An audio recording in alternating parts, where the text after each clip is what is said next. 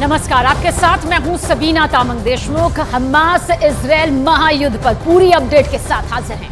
नमस्कार, मैं हूं आपके साथ शिवानी पांडे और पश्चिम एशिया की बात करेंगे। पश्चिम एशिया में महाजंग की आग भड़कने की और आशंका तेज हो गई है। जी हां, जैसे जैसे इजरायल गाजा में जमीनी ऑपरेशन करने के लिए आगे बढ़ रहा है और जैसे जैसे उत्तरी इजरायल में लेबनान की सीमा और जॉर्डन की सीमा पर तनाव जंग का रूप ले रही है, और इसी के साथ अमेरिका के सैन्य ठिकाने भी अब निशाने पर आ चुके हैं और इसीलिए अमेरिका पश्चिम एशिया में मिलिट्री की मौजूदगी को बढ़ा रहा है और अपने घातक हथियारों को कुछ इस तरह से एक्टिवेट भी कर रहा है।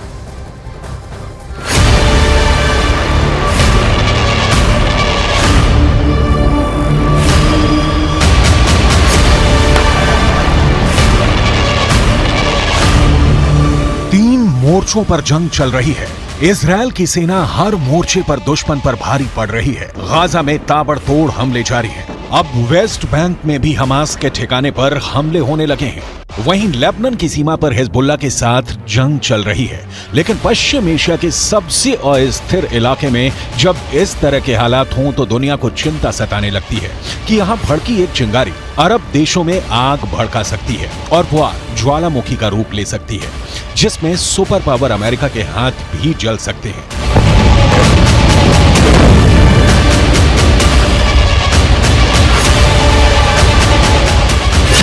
पश्चिम एशिया में महातबाही की दस्तक।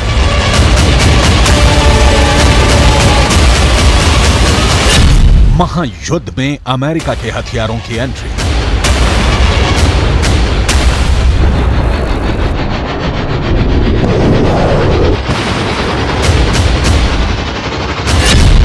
अमेरिका ने की ईरान को रोकने की तैयारी।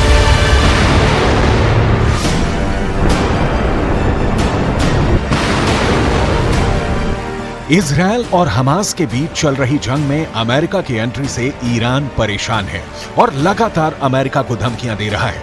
अमेरिका को भी पता है कि अगर इजरायल और हमास का युद्ध गाजा से निकलकर लेबनान या सीरिया तक भी पहुंचता है तो इस जंग में अमेरिका को कूदना पड़ेगा, क्योंकि उसके बाद ईरान छिपकर वार करने की जगह खुलकर इजरायल के खिलाफ हमला बोल देगा, जिसकी शुरुआत हो चुकी है। पिछले 4 दिनों में हर रोज अमेरिका पर हमले हुए। इराक में अमेरिका के मिलिट्री बेस को मिसाइल और ड्रोन से निशाना बनाया गया। सीरिया में भी अमेरिका के सैन्य ठिकानों पर हमले हुए तो यमन से भी हूथी आतंकियों ने मिसाइल और ड्रोन से इजरायल पर ताबड़तोड़ हमला करने की कोशिश की, जिसे लाल सागर में तैनात अमेरिका के एक युद्धपोत ने नाकाम कर दिया।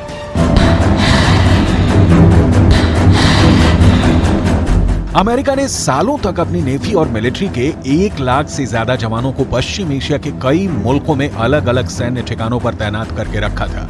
लेकिन जो बाइडेन के राष्ट्रपति बनने के बाद नीतियां बदली और अमेरिका ने पश्चिम एशिया से ध्यान हटाकर अपना ध्यान हिंद प्रशांत महासागर में लगाया और इराक और सीरिया में तैनात अपने रक्षा कवच को कम करके थार्ड और पैट्रियट सिस्टम को पैसिफिक में लेकर चले गए। और अब जब ईरान के इशारे पर अमेरिका के सैन्य ठिकानों पर हमले किए जा रहे हैं तो अमेरिका को अपनी सुरक्षा व्यवस्था फिर से मजबूत करनी पड़ रही है। मिलिट्री एक्शंस के लिए उसने ऑलरेडी मेडिटेरियन सी में अपने 2 aircraft carrier with frigates, with warship, with destroyers, with submarine and with different types of aircraft already deploy कर दिए हैं। इसके साथ साथ वो जितने अपने मिलिट्री बेसिस हैं उन मिलिट्री बेसिस को स्ट्रेंथन करेगा और वहाँ पर हर तरह का एयरक्राफ्ट और एम्यूनिशन को पहुँचाएगा।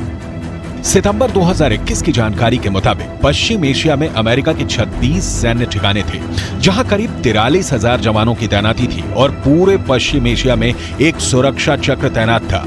ईरान के आसपास अमेरिका के कितने सैन्य ठिकाने थे और कैसी तैनाती थी, लेकिन मौजूदा वक्त में यहाँ के अधिकतर अमेरिकी मिलिट्री बेस पर तैनाती को कम कर दिया गया है। लेकिन एक बार फिर अमेरिका का फोकस पश्चिम एशिया की ओर बढ़ा है और पुराने रक्षा कवच को एक्टिवेट किया जा रहा है।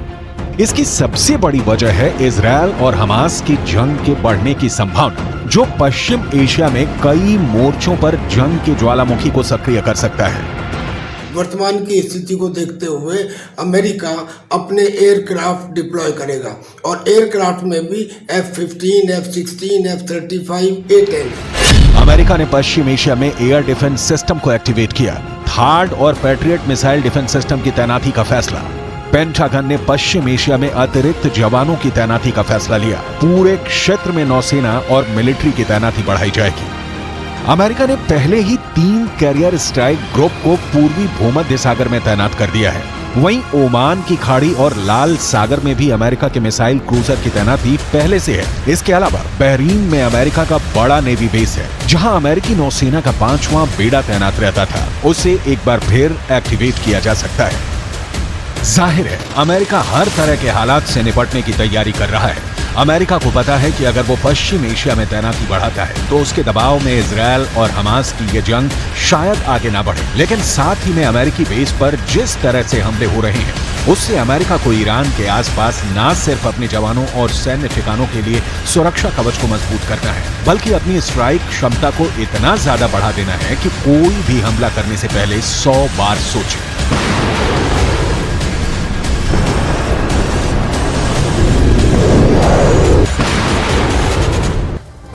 इजरायल के पास ऐसे हथियार हैं कि वो गाजा में महाविनाश ला सकता है। और फिलहाल वो किन हथियारों का, किस तरह से बमों का इस्तेमाल गाजा में कर रहा है, ये अब सामने भी आने लगा है। और अब आपको बताते हैं कि इजरायल का ये नया हथियार आखिर क्या है, कैसे काम करता है, जो इसे इतना ज्यादा खतरनाक बनाता है और रिहायशी इलाकों में हमला करने के लिए एक सुरक्षित हथियार भी माना जाता है। 2021 में इजरायली सेना में शामिल होने वाला ये दुनिया का सबसे सटीक मोर्टार माना जाता है। और साथ ही एल्बिट सिस्टम्स ने स्टील स्टिंग मोर्टार बॉम्ब को बनाया है, जिसके लिए 2010 में काम शुरू हुआ और मार्च 2021 तक इसने अपने सारे टेस्ट पूरे भी कर लिए। और ये 120 mm का गाइडेड मोर्टार बम है, जिसे इजरायल के केशेट और हानत मोर्टार के साथ इस्तेमाल किया जा सकता है। इसके अलावा स्टील स्टिंग को आयरन स्टिंग भी कहते हैं और इसमें 2 गाइडेंस सिस्टम भी हैं, लेजर और जीपीएस। और इसी डुअल गाइडेंस सिस्टम की वजह से स्टील स्टिंग को बिल्कुल सटीक हमला करने की ताकत मिलती है। और आगे तफसील से समझिए, रिहायशी इलाकों में टारगेट पर हमला करने में आम लोगों के नुकसान को भी बचाया जा सकता है, यानी अर्बन वॉरफेयर में इसका इस्तेमाल किया जाता है। और पहली बार गाजा में हमास के खिलाफ इस्तेमाल इजरायल की कमांडो यूनिट ने इसका इस्तेमाल किया। इजरायल और हमास जंग के बीच वेस्ट बैंक में बेहद तनाव है। आपको इस वक्त हम दिखाएंगे कि कैसे इजरायल और फिलिस्तीन का वेस्ट बैंक बटा हुआ है। देखिए ग्राउंड जीरो से एक रिपोर्ट। इजराइल और वेस्ट बैंक के बॉर्डर पे इस वक्त हम लोग हैं। हम लोग इस वक्त वेस्ट बैंक के अंदर हैं, रमल्ला के नज़दीक हैं। और आपको बता दें कि कई क्रॉसिंग होते हैं। एक क्रॉसिंग हमारे पीछे में आप देख सकते हैं, हमारे कैमरा पर्सन आपको तस्वीरें दिखाने की कोशिश करेंगे। वहाँ से हम प्रवेश किए हैं, जो इस वक्त आपको कैमरे पर दिख रहा है। उधर इजराइल है, जो आपको इजराइल से हम लोग वेस्ट बैंक की तरफ प्रवेश किए हैं और रमल्ला थोड़ी देर में पहुंचेंगे।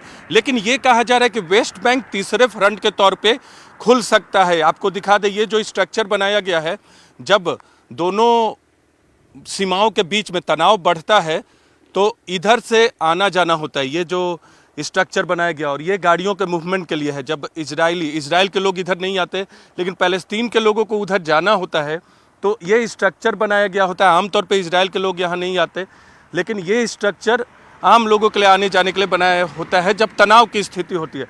और इस वक्त देख सकते हैं आपको ये तमाम जो शहर दिख रहे हैं, इसमें इधर इजराइल के शहर दिख रहे हैं, वहाँ भी सामने में इजराइल है, और इधर आपको पैलेस्तीन का शहर दिख रहा है, यानी ये वेस्ट बैंक का शहर है। तो हम हर जगह से आपको रिपोर्ट करते हुए दिखा रहे हैं कि किस तरह की स्थिति है। तनावपूर्ण माहौल में हम वहाँ तक आपको ले जा रहे हैं जो इजराइल के बॉर्डर से लगते हैं।